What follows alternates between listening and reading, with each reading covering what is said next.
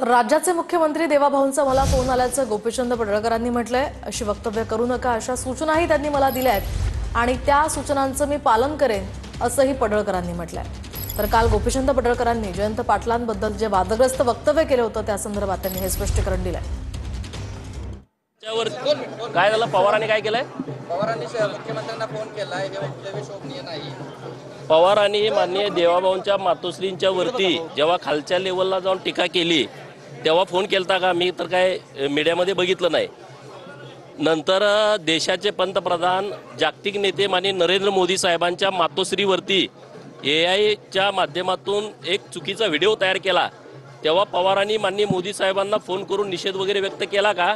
हे जरा मला कुठं मीडियात असलं तर दाखवा, मग मी ह्या विषयावरती नंतर बोलतो। उद्या आपल्या वक्तव्याचा राज्यभर निषेध होत आहे। चला उद्या मी बोलेन ह्या विषयावर नंतर।